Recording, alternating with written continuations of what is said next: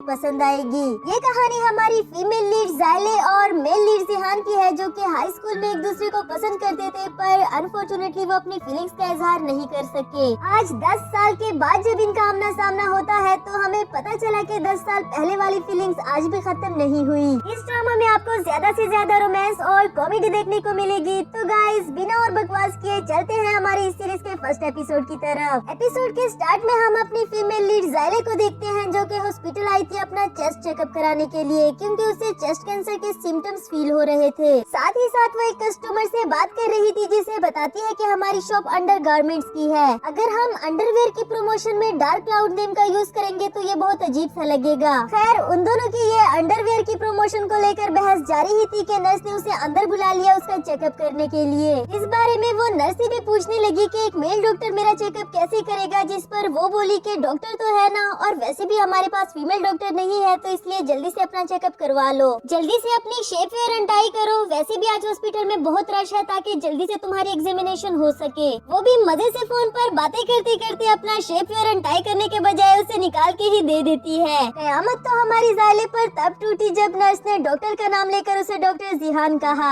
आंखों से तो वो जिहान लग ही रहा था, लेकिन कार्ड पर उसका नाम देखने के बाद पता चला कि ये उसका हाई स्कूल वाला क्रश है। जिहान बोला कि मैंने अनटाई करने को कहा था, उतारने को नहीं, और बेचारी ज़ाइले तो कांपने लगी कि ओ गॉड, ये यहाँ कहाँ से आ गया। कुछ देर के लिए तो उसका यकीन करना काफी ज्यादा मुश्किल हो रहा था कि ये वाकई ही मेरा हाई स्कूल वाला क्रश जिहान है, जो कि आज डॉक्टर बनकर मेरे सामने बैठा है और थोड़ी ही देर में मेरा चेकअप करेगा। फ्लैशबैक से हमें दिखाया जाता है कि हाई स्कूल में ज़ाइले हमेशा जिहान को अपना फ्रेंड बनाना चाहती थी, पर वो इतना ज्यादा एटीट्यूडी था कि उससे सीधे मुंह से बात भी नहीं करता था। इधर प्रेजेंट में जिहान उसको अपनी शर्ट उठाने के लिए कह रहा था, उसके सिम्टम्स एग्जामिन करने के लिए। ज़ाइले इतनी ज्यादा नर्वस हो जाती है कि जैसे जैसे उसे जिहान करने को कह रहा था वो करती गई, पर दिल ही दिल में सोचती है कि काश मैं अपना चेकअप करवाने के लिए ना आती। इसके बाद जिहान उसे रूटीन की प्रिस्क्रिप्शन बताने लगा, लेकिन वो इतना ज्यादा शेम फील कर रही थी कि कुछ भी सुने बगैर वहाँ से भाग आई। दिल ही दिल में सोचती है कि गॉड प्लीज, इसने मुझे ना पहचाना हो, प्लीज प्लीज प्लीज। अभी पीछे से जिहान उसे आवाज देते हुए कहने लगा, मिस ज़ाइले, तुम अपना अंडर शेप यही भूल गई हो।